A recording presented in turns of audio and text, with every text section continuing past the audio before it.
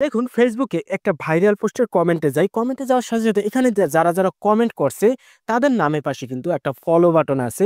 এখানে কিন্তু চাইলেই যদি ফলোর উপর ক্লিক দেই তাদের কিন্তু ফলো করা হয়ে যাবে।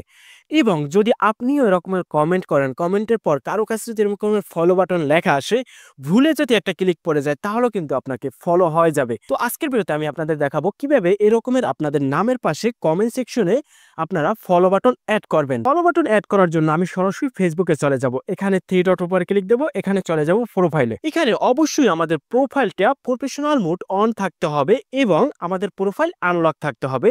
যদি আপনাদের প্রোফাইল প্রফেশনাল মোড অন না থাকে, আপনারা এখানে থ্রি ডট উপরে ক্লিক দিয়ে এখানে প্রফেশনাল মোড অন করে নিতে পারেন, যেটা খুবই সিম্পল ব্যাপার। তারপর এখান থেকে সরাসরি ব্যাক চলে যাব।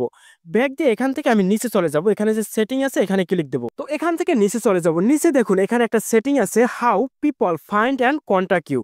তো এটার উপরে ক্লিক দেবো। দেওয়ার পর প্রথম যে সেটিংটা আছে, who can send your friend request, তো এটার উপরে ক্লিক দিতে হবে। তো দেওয়ার পর এখানে দেখুন এভরিওয়ান আছে, এখানে অবশ্যই ফ্রেন্ডস অর ফ্রেন্ড এটার উপরে ক্লিক দিয়ে সেভ করে দেবেন। এবং নিচে যে সেটিংগুলো আছে অনলি মি, এগুলো সবগুলো একইভাবে থাকবে। অবশ্যই উপরে একটা ফ্রেন্ডস অর ফ্রেন্ড করে দেবেন। তাহলে যে এই যে মানুষগুলো আছে তাদের কমেন্ট সেকশনে আপনাকে ফ্রেন্ড রিকোয়েস্টের অপশন থাকবে না, শুধুমাত্র একটা অপশন থাকবে, ফলো।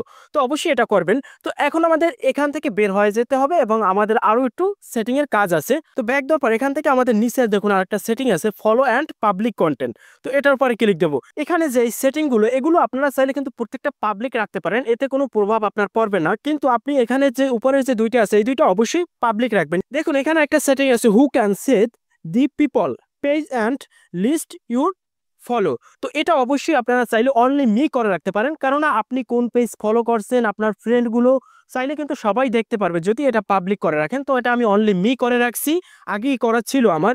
এরপর যে নিচে দেখুন আছে পাবলিক পোস্ট নোটিফিকেশন, এটার উপর ক্লিক দিয়ে অবশ্যই আপনারা ফ্রেন্ডস অর ফ্রেন্ড করে দেবেন। আর যে বিষয়গুলো সবগুলো আপনারা পাবলিক করে রাখবেন। এবং নিচে যে এই টিকমার্ক দুইটা, অবশ্যই এই টিকমার্ক দুইটা যেন আপনাদের দেওয়া থাকে, যদি না দেওয়া থাকে আপনারা এই টিকমার্ক দুইটা দিয়ে নেবেন, না হয়তো কিন্তু আপনাদের এরকমের ফলো বাটন আসবে না। তো এভাবে এই সেটিংগুলো কাজ করার পরে কিন্তু আপনার ফলো বাটন যুক্ত হবে। কিন্তু এই সেটিংগুলো করার সাথে সাথে কি আপনার ফলো বাটন যুক্ত হবে তা কিন্তু না। আপনার রেগুলার ভিডিও আপলোড দিতে হবে, কন্টেন্ট তৈরি করতে হবে এবং বিভিন্ন পেজে কমেন্ট করতে হবে। কিছুদিন পরে এই ফলো বাটনটা কিন্তু আপনার এখানে যুক্ত হবে। মূলত এই সেটিংগুলো করার পর আপনার 98% চান্স থাকবে ফলো বাটন আসা, শুধুমাত্র 2% কম থাকবে ফলো বাটন চান্স না আসার। তো এখনই আপনারা এই সেটিংটা করে নেন এবং মানুষকে বেশি বেশি কমেন্ট করেন, যেন কমেন্টের পাশে ফলো বাটনটা আসে।